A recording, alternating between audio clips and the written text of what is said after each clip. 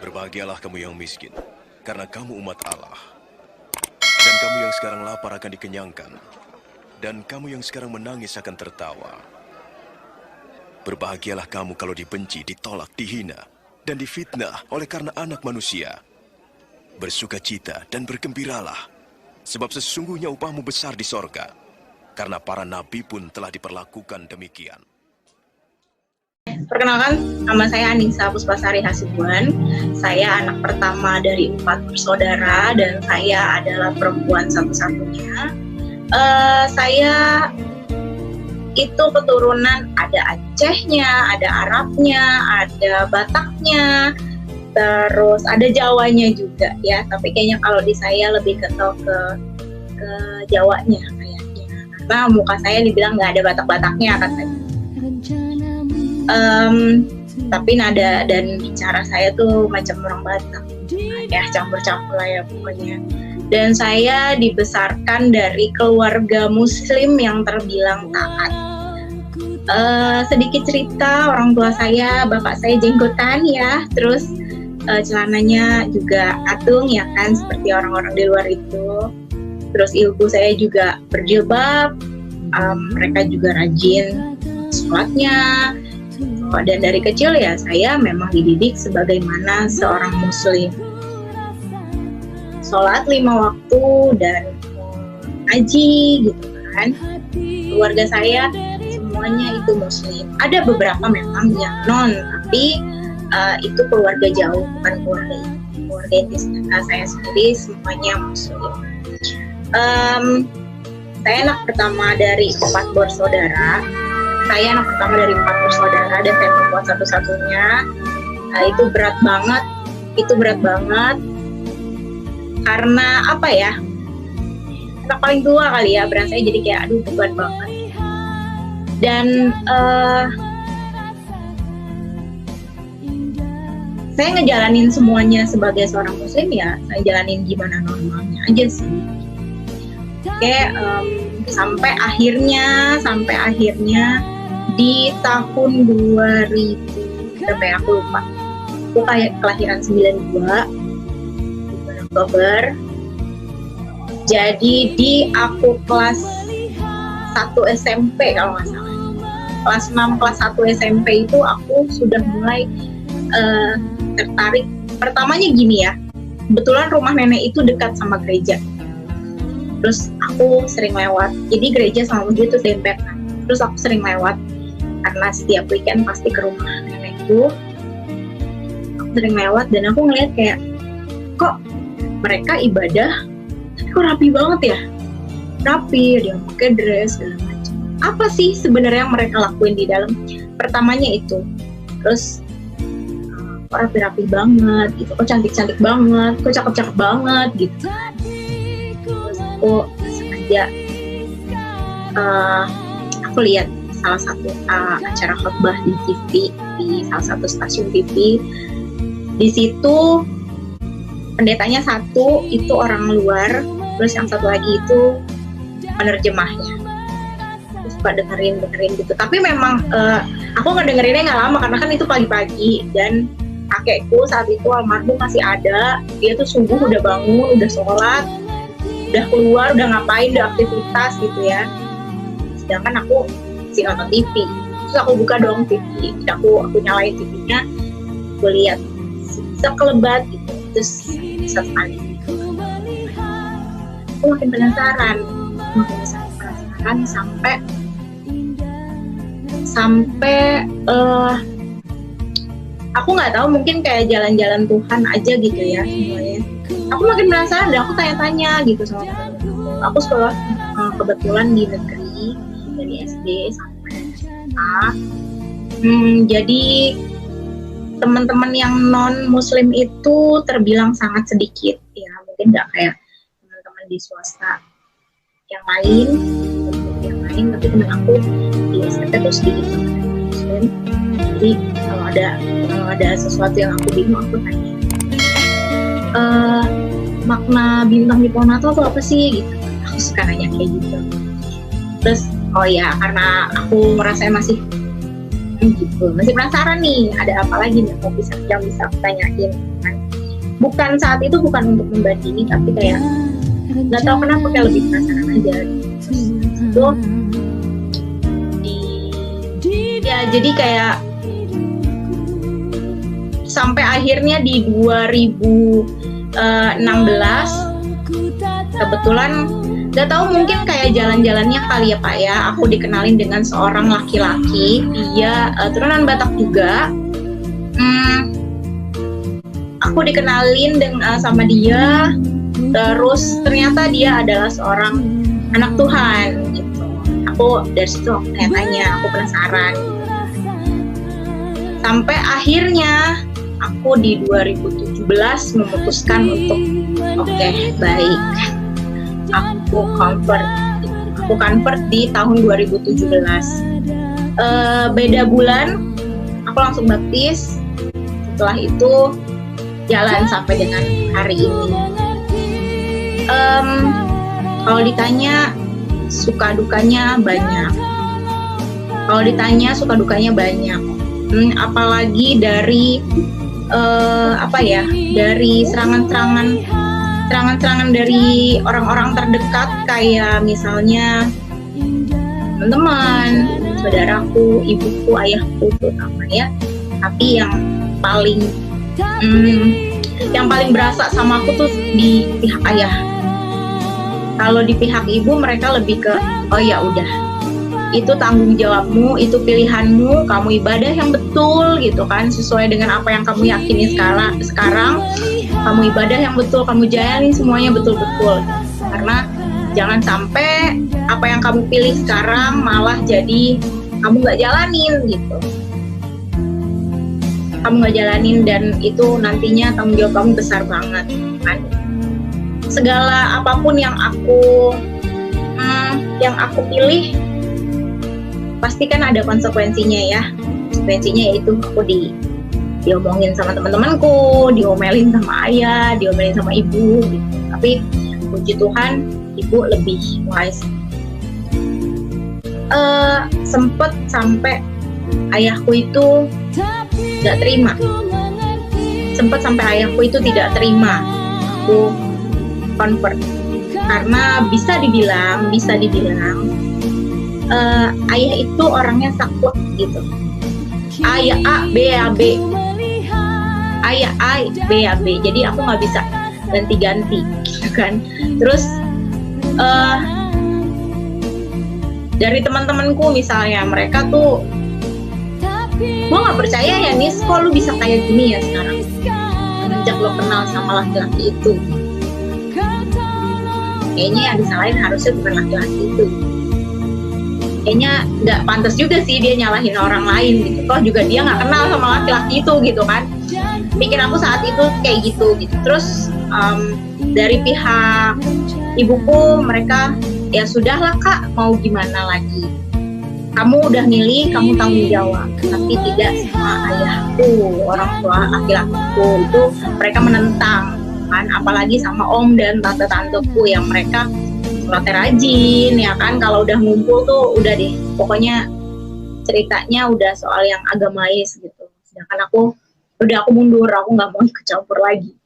Terus itu sih dari pihak aku yang menentang banget ya. Ada sampai aku diomongin, memang pahit banget, sampai diomongin, sampai dibilang maaf ya sebelumnya mungkin aku malas temenan sama murtad, sampai ada yang digituin akunya. Terus mereka sempet, oh lu masih inget ya nih sama kita gitu, setelah lu pindah lu masih inget sama kita gitu. Ada yang kayak gitu, ada yang gue nggak nyangka ya nih lu kayak gini gitu. Pokoknya ngomongin yang bener-bener kayak enak di kuping. Dan sebenarnya sih sampai sekarang masih ada aja yang kayak gitu. Aku nerimanya kayak ya udahlah ya, mungkin ini kayak aku pikul salib gitu. Aku ngerasa kayak gitu, mungkin ini kayak aku pikul salib. Mungkin memang ini yang harus aku dapetin. Dan itu dari jangka waktu aku pindah, dari jangka waktu aku kenal Tuhan, aku memutuskan untuk baptis sampai dengan keluarga aku tahu itu Jangka waktunya lumayan lama. Dan mereka bertanya-tanya, kok bisa kamu menyembunyikan itu? Mungkin buat teman-teman semua di rumah, jangan diikutin, aku salah. Tapi aku percaya Tuhan bekerja, aku minta sama Tuhan, Tuhan please lembutin hati semua orang-orang yang aku kasihi. Kalau sampai mereka tahu aku percaya sama Tuhan Yesus, aku selalu berdoa, Tuhan tolong jangan biarin aku khawatir. Aku nggak mau khawatir terus, aku nggak mau worry terus, aku nggak mau insecure terus. Aduh nanti gimana ya, cuma aku minta sama Tuhan tolong lembutin hati mereka satu persatu, baik itu keluarga, orang tua, keluarga, teman-temanku, tetangga mungkin yang dulu kenal sama aku. Please aku minta Tuhan lembutin hati mereka. Dan puji Tuhan, sekarang mereka sudah lebih bijaksana menanggapi apa yang aku pilih. Mereka sudah lebih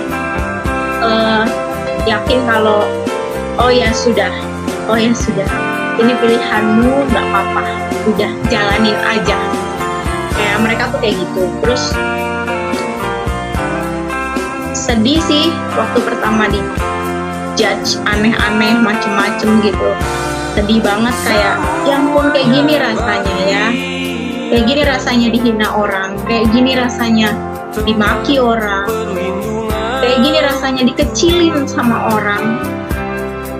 Tapi ada yang kasih aku support kayak tenang nih, senang, Tuhan tuh baik, pasti ada waktunya nanti mereka bisa nerima apa yang kamu pilih.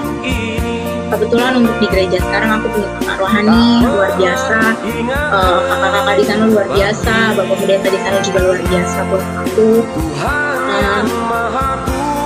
Mereka membimbing aku dengan sangat sabar pokoknya. Karena aku nih kan orangnya rada, dikit-dikit insecure, dikit-dikit worry gitu. Jadi kayak tenang banget gitu. Mereka tenang. Ada Tuhan sama-sama kamu. Kalau perlu apa-apa, kalau bingung apa-apa, kamu bilang. Dan itu tadi perjalanan aku sampai dengan hari ini, yang dimana pilihan aku ternyata sangat berat awalnya merasa, karena aku mempertimbangkan kedua itu, tapi aku serahkan semuanya ke Tuhan. Aku percaya Tuhan selalu ada buat aku. Bahkan kalau aku nangis pun gitu ya, aku yakin dan percaya Tuhan pasti tahu apa sebenarnya yang aku butuhin, apa sebenarnya yang aku mau. Dan Tuhan kasih, mungkin nggak sesuai sama yang Tuhan aku mau beli, misalnya aku mau beli PS gitu ya, Tuhan mungkin nggak ngasih aku PS tapi ngasihnya aku yang lain gitu, kayak bukan ini loh yang kamu butuhin, tapi yang satunya lagi yang kamu butuhin gitu, kayak gitu. Dan itu tuh berkat Tuhan itu datang injury time. Aku saat ini sudah menikah, punya 1 orang anak. Nggak ada yang mulus, nggak ada yang benar-benar mulus, semua ada lika-likunya, semua ada jatuh bangunnya. Dari aku melahirkan sesar dengan segala perjuangan aku, di situ suami aku lagi nggak kerja, dan karena aku hamil besar juga aku nggak bisa kerja gitu. Tapi Tuhan baik, Tuhan kirimin orang-orang yang bisa bantu aku gitu. Injury time, bener-bener injury time gitu, bener-bener di ujung banget nih, di ujung jurang nih, aku udah mau jatuh, plek ada yang narik aku gitu. Luar biasa baik. Sedikit pengalaman aja, ada 1 hari aku sampai yang, aduh, makan apa ya besok? Bang, ada nih nasi bang, tapi gak ada lauknya, gimana kita gitu kan. Tunggu ya, tenang ya, kata suamiku. Tenang ya. Iya. Tenang, nanti aku bantu cariin, aku bantu pikirin gimana. Oke. Terus Ini anakku umur 2 tahun. Ini anakku umur 2 tahun. Puji Tuhannya, Tuhan kasih aku buat bisa ngasih ASI ke anakku. Total. Jadi anakku bener-bener gak mau susu formula. Dan itu tertolong banget. Salah satu mukjizat Tuhan yang, aduh Tuhan terima kasih sampai dengan hari ini gitu kan.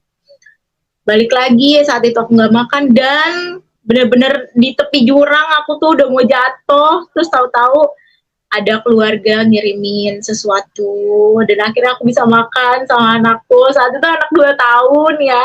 Anak 2 tahun tuh mikirnya masih, saat itu anakku masih pengen ini pengen itu gitu kan. Cuma aku kasih pengertian, kakak yang ada dulu ya kita makan, yang nggak ada nanti mami usahain cari, papi usahain cari gitu. Untungnya puji Tuhan ya anakku mengerti. Terus apalagi ya, kayak tadi aku minta sama Tuhan, aku minta dilembutin hati kedua orang tua aku aja. Aku minta dilembutin semua orang-orang yang aku kasihi saat mereka tahu aku kenal sama Tuhan gitu kan. Dan itu terbukti semuanya mulus.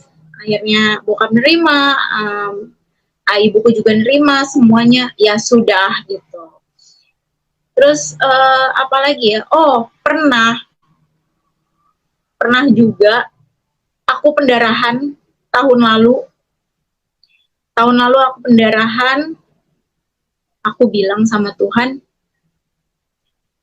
Tuhan kalau emang ini rezeki aku, please Tuhan lancarin jalannya aku, sehatin aku dan anak aku. Tapi Tuhan berkata lain. Tuhan bilang, ini belum ada. Aku di diagnosa blighted ovum, sorenya aku udah curiga nih. Akhirnya malamnya tuh aku USG dan ternyata benar. Aku belum jalan ke rumah sakit. Besoknya tuh aku belum jalan ke rumah sakit. Jadi pas malam itu si dokternya udah diagnosa aku blighted ovum dan dia minta besok kamu ke rumah sakit ya atau kamu kesini lagi. Aduh, stres aku. Aku bilang aduh gimana ini ya kan. Biaya kuret berapa gitu. Aku masih nanya biaya kuret berapa dok gitu kan. Segini sekian gitu. Oh itu sudah sama obat, aku tanya gitu. Oh belum, obatnya beda lagi. Aduh ya Tuhan, gimana lah ini gitu kan. Terus emang kalau nggak dikuret gimana? Oh nanti bahaya ibu, nanti ibu bisa nggak bisa nggak bisa nggak hamil lagi. Nanti ini pendarahan loh jadinya gitu. Aduh aku panik. Pulang-pulang aku nggak langsung bilang sama suamiku harus kayak gini. Aku duduk dulu, aku lemes. Aku minta sama Tuhan, Tuhan tolong banget. Aku harus gimana gitu. Aku nggak mau sampai pendarahan, aku nggak mau. Sampai paginya aku bener-bener belum ke bidan, belum ke dokter sama sekali. Terus aku udah pendarahan di jam 10 pagi, aku inget banget aku udah di jam 10 pagi tuh udah pendarahan. Dan bles aja gitu, 10 menit pendarahan aku sampai pusing-pusing. Dan di rumah cuma ada anak aku saat itu umurnya 4 tahun. Kenapa mami, kenapa kok kayak gitu? Mami kenapa gitu, dia panik, aku udah bingung kan gimana. Sampai puji Tuhan ternyata suami aku ada di depan rumah dan aku panik. Kenapa gitu? Dia udah pendarahan gitu kan udah bilang. Terus abis itu dia tuh berhenti. Jam 3 sore itu aku udah dari yang jam 10 itu 15 menit aku total pendarahan, aku di kamar mandi, aku nggak ngapa-ngapain, cuma duduk lemes ngelihat darah keluar terus. Aku udah pusing banget rasanya. Sampai di jam 3 sore kayak gitu lagi. Aku lagi ngobrol sama tetangga, tahu-tahu keluar darah. Aduh aku panik, aku naik ke atas lagi. Itu posisi suamiku pergi lagi. Dan selang 10 menit anakku bilang, Mami papi udah ada di bawah, kata dia. Aku panggilin ya, umur 4 tahun, puji Tuhan pinter banget anakku. Mami aku panggilin ya. Iya kak tolongin mami. Sampai akhirnya dia nolongin aku, dia panggil bapaknya, dia suruh naik ke atas. Suamiku udah panik. Kenapa, kata dia. Kenapa ini sampai darah semua, dia bingung. Aku posisinya udah lemes, udah nggak bisa duduk sama sekali aku nggak bisa duduk. Bener-bener cuma tiduran, dan itu posisinya, ya aku masih berdarah gitu, aku masih pendarahan. Aku udah nggak kuat ngapa-ngapain. Terus sampai mungkin suamiku juga panik ya, karena posisinya dia mungkin nggak mau ngelihat aku stres, dia mungkin nggak mau ngelihat aku terus kayak gitu ya. Tunggu di sini ya. Aku panggil dulu, ada saudara dipanggil. Tolongin gue nggak tahu gue mau ngapain gitu. Akhirnya dia naik, terus dia nanya sama aku, posisinya aku masih sadar, dan dia nanya kenapa nggak ngomong gitu. Aku takut. Aku bilang aku takut ngerepotin, aku takut kamu jadi kepikiran, aku bilang gitu. Ternyata dia tahu dari kawanku ini, karena aku ngomongnya sama kawanku ini gitu. Terus puji Tuhan, suamiku ngerti dan berapa biayanya gitu kan, sekian. Aduh, dia pusing. Terus tapi dia nggak mau nunjukin pusingnya ke aku, tapi aku tahu dia pusing gitu kan. Sampai akhirnya dia keluar, dia cari bidan. Kebetulan tetanggaku ada bidan, dan bidannya naik ke atas. Kenapa nggak dicoba aja, kata dia gitu. Tuhan, tante, aku nggak tahu, aku mau gimana, aku nggak tahu. Aku bilang, aku udah panik, aku tuh orangnya panikan gitu kan. Terus sampai akhirnya, tunggu ya, tante cek dulu ya, kis kamu masih berlaku atau tidak, katanya gitu. Iya tante, aku minta tolong ya, aku udah nggak kuat, aku udah pusing, udah nggak kuat duduk. Tiduran aja aku pusing, aku bilang gitu. Iya, tunggu sini dulu ya, tunggu, kata si tante ini, kata si bidan ini kan. Terus puji Tuhan pas dia balik, ayo Michael, kamu bawa ini sini ke rumah sakit. Bawa ini ke rumah sakit, dia bilang gitu. Emang bisa, Tan? Suamiku sampai nanya, emang bisa, Tante? Bisa, udah aku cek ini. Udah Tante cek kalau ini bisa kisnya. Sampai sana aku dibawa ke rumah, sampai tantenya pulang, aku dibawa ke rumah sakit.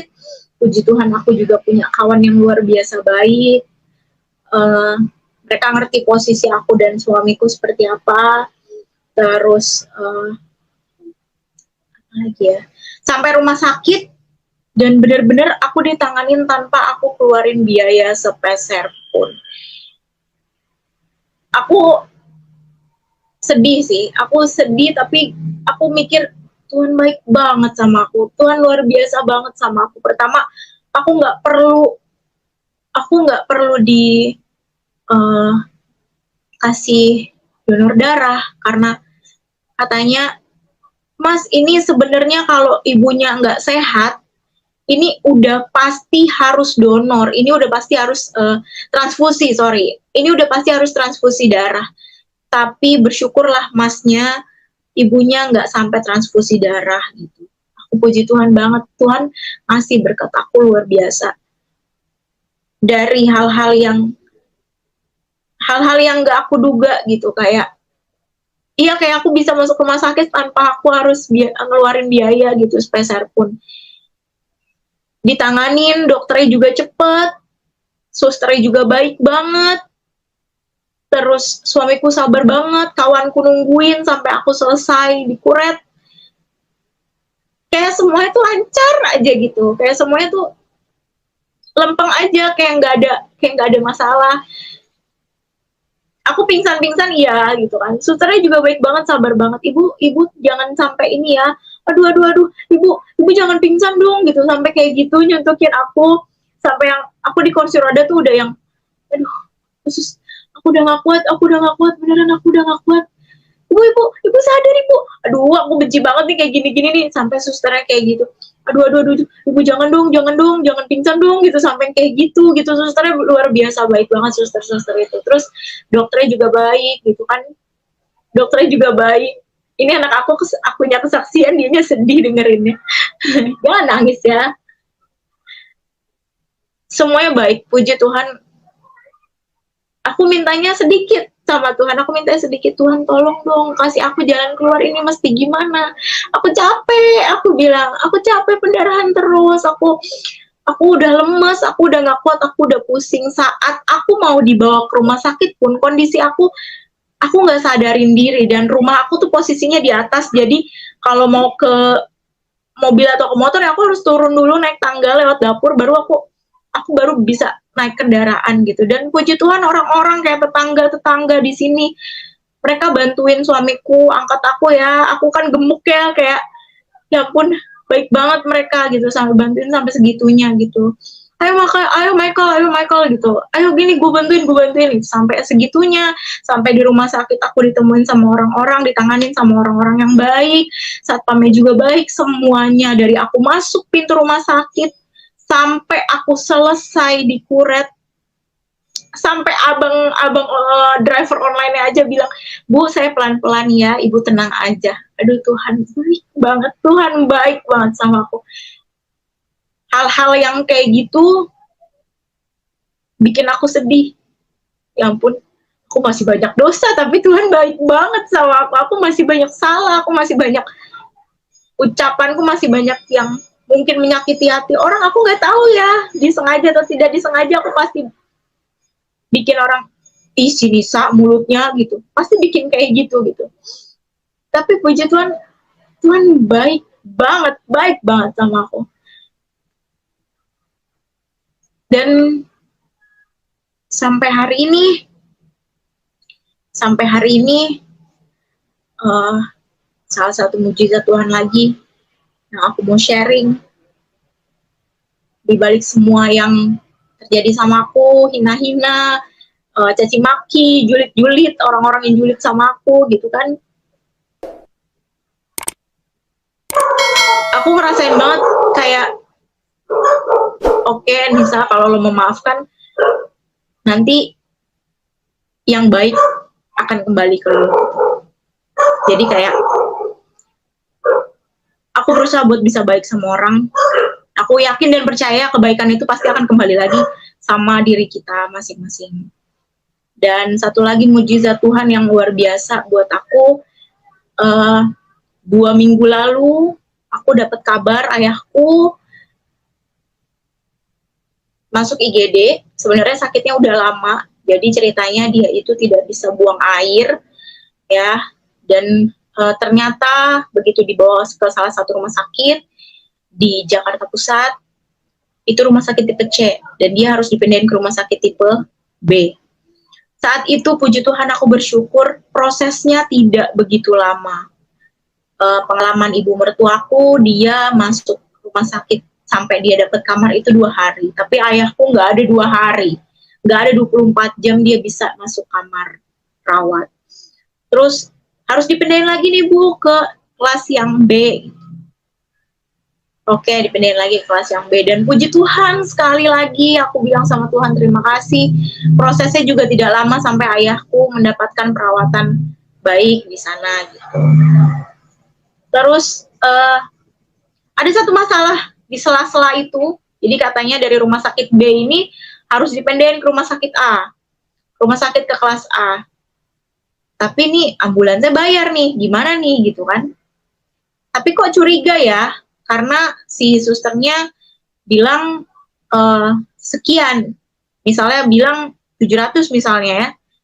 750 misalnya. Terus ternyata sebenarnya nggak segitu, karena orang tua aku tuh udah curiga gitu, kok bisik-bisik ngomongnya gitu kan, yang bener yang mana gini, ini kan orang lagi kemalangan, janganlah diambil untungnya gitu, janganlah ambil senang-senang, padahal kami tuh lagi kemalangan gitu kan.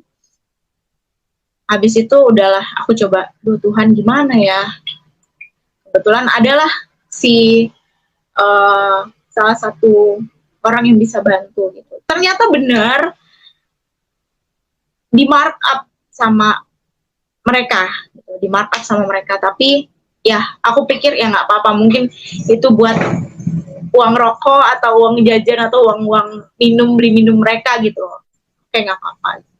Tapi ya Tuhan nunjukin ini nggak benar, ini tuh harusnya segini, bukan, ini tuh harusnya B bukan C gitu kan. Dari situ aja aku udah mulai, ya ampun, baik ya Tuhan ya, nunjukin yang nggak baik sama aku diubah jadi yang baik gitu. Terus sampai di rumah sakit, ternyata tidak bisa di rumah sakit di rumah sakit A. Jadi ayahku dipindahkan lagi di salah satu rumah sakit di daerah Depok. Itu kelasnya B upgrade. Dan sekali lagi aku bilang Tuhan baik. Kenapa? Karena saat dipindahkan, besoknya ayahku sudah dioperasi. Dan puji Tuhan, 2 hari lalu ayahku sudah dioperasi, tumornya sudah diangkat.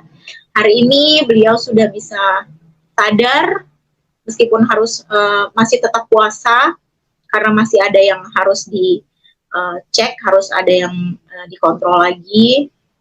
Tapi aku puji Tuhan banget, operasi berjalan dengan lancar.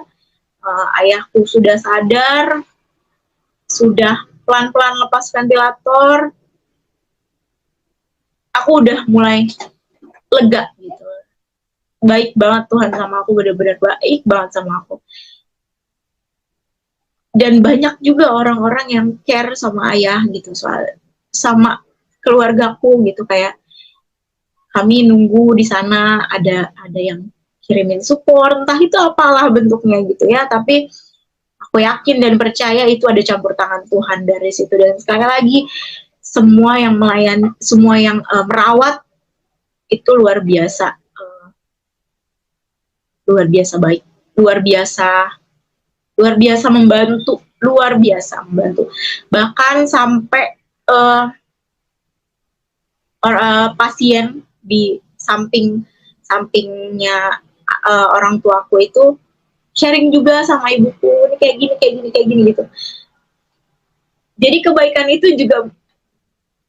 itu dihadirkan Tuhan bukan melalui orang-orang yang benar-benar bekerja buat kesembuhan ayah gitu, tapi dari orang-orang yang kita nggak kenal, yang sama-sama sakit tapi sama-sama masih support gitu loh. Kayak lucu ya, keren ya, Tuhan kerjanya keren banget gitu. Aku cuma bisa ya bersyukur lah Bu gitu. Ya untungnya Pak, tetangga sebelah baik banget sama ibu gitu kan. Karena ibuku ada asam uratnya juga, ya ibu dikasih minyak, jadi kaki ibu udah nggak bengkak lagi gitu. Sampai aduh Tuhan baik banget, Tuhan baik banget, beneran Tuhan baik banget, luar biasa. Aku mau bilang terakhir, mungkin Tuhan sebenarnya, mungkin kalau pas kita lagi diem-diem aja, kita nggak yang praise Tuhan gitu kan, kayak Tuhan tuh diem-diem aja, kayak yang Tuhan tuh nggak yang aktif gitu di kita, tapi secara tidak langsung Tuhan masih merhatiin kita kok, kan kita anak-anaknya gitu kan. Dan aku ngerasa Tuhan selalu baik sama aku sampai dengan hari ini. Aku hidup sampai dengan hari ini, aku punya anak yang luar biasa aktif. Dia perempuan tapi luar biasa aktif, dia selalu temenin aku, dia selalu nyenengin aku. Lewat dimanapun, kalau ada bunga dia ngasih aku, Mami ini bunga untuk Mami, kan Mami suka sama bunga gitu. Padahal aku gak suka sama bunga tapi aku, oh iya makasih ya Meryl gitu, sampai kayak gitu. Dan sekali lagi aku sharing sama semuanya kalau Tuhan itu baik, jadi jangan kecewain Tuhan apapun bentuknya. Dari aku cukup sekian.